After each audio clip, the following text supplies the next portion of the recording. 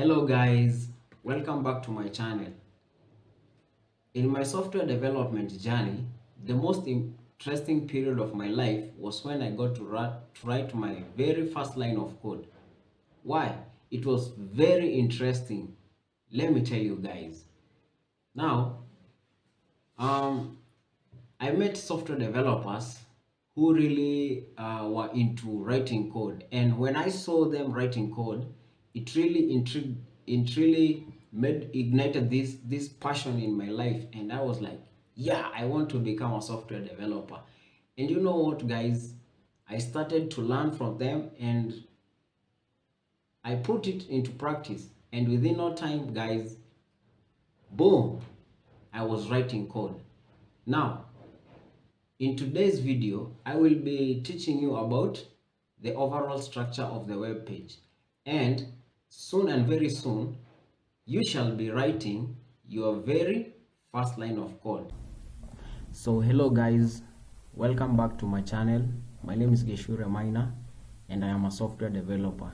So today we shall be learning about the basics of HTML, and in today's session we shall be covering the structure of the web page.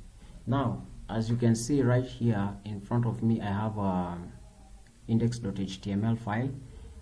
Yeah, this I had already created so that I can explain to you the overall structure of the web page and the different elements, the tags, yeah, and basically everything you need to know in your web development journey as you start.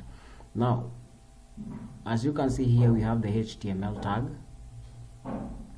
Now the HTML tag, this is basically the document where our code is going to be written in. So this is our HTML5 document. So HTML stands for Hypertext Markup Language. So it's a markup language that gives the web page its overall structure. So take it like as a skeleton of the website. So this is what basically gives the website its overall structure. Now we have different elements in the HTML. Now we have the head, and we have the body. Now the head, as you can see, it contains the meta tags and the title. So this contains so what is contained in the head is actually not displayed in the web browser, yeah, but it's really important. So the first meta tag really really stands for the encoding type, so that the web browser is able to read the characters in our language. So the encoding type, it's UTF-8 in this case for this HTML document.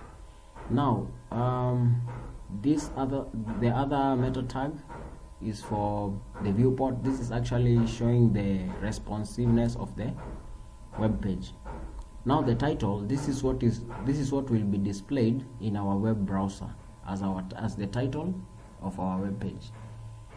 Now, as I have told you, the main difference between the head tag and the body tag is that the head tag, what is contained in the head tag, is not displayed in the web browser, but what is found under the body tag, this is where everything that is displayed on the web browser is found. So everything that you will see on the web browser will be contained in between the body tag. Now, so let's go to the first element. It's the heading 1. This is the heading 1 element, and this is used to give the web page its the overall design. It helps in the design of the web page, because the heading 1 tag is the largest, and the headings span from heading 1 all the way to heading 6, and as you go down it becomes smaller and smaller and smaller and smaller. So heading 1 will be larger than heading 2, and heading 2 will be larger than heading 3, and heading 3 will be larger than heading 4. So I will show you that in a few. Now we have the p tag, the paragraph. It's an element. It's usually wrapped in a p tag, and this is actually the text that is displayed in your web browser as the paragraphs.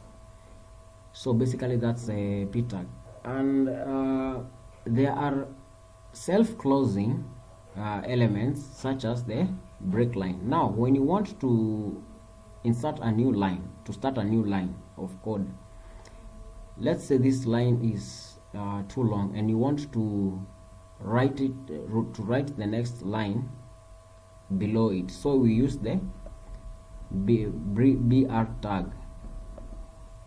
Right now we have the image element. The image element, now this has some attributes. The attributes are simply what explains, gives additional information to the element specified.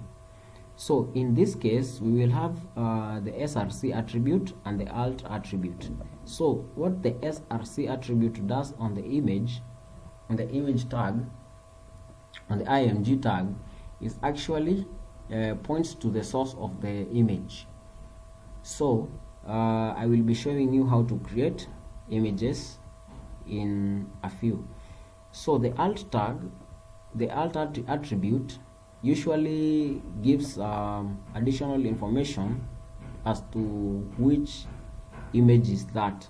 So this is usually for the screen readers. Now let's say you have uploaded an image to the website, to your website, and then that image happens to be like it's not being read by the web browser. So this is what is usually displayed, so that someone else who is navigating your website can know. So, and we have other few elements such as the lists elements, and list elements are of two types. There is the unordered list and there is the ordered list. Now there are different use cases for this, and the most commonly used is the unordered list. So the unordered list is usually wrapped in UL tags. Now the UL tags are what encloses the list, and the LI tags are what encloses the specific list item, right? So the UL tag encloses the lists, right? And then the LI tag usually encloses the list item, right? Yeah. So and the ordered list is usually wrapped in OL tag, and basically the list item is usually just the same. The list item is usually wrapped under the LI tags. So basically this is the overall structure of the web page. Yeah, and this is the beginning point. So in the next video I shall be showing you how to create an index.html file and how to create all of these elements. So I hope you have learned something valuable today about HTML. Yeah, and remember, one line of code at a time. One line of code at a time. Stay tuned, guys.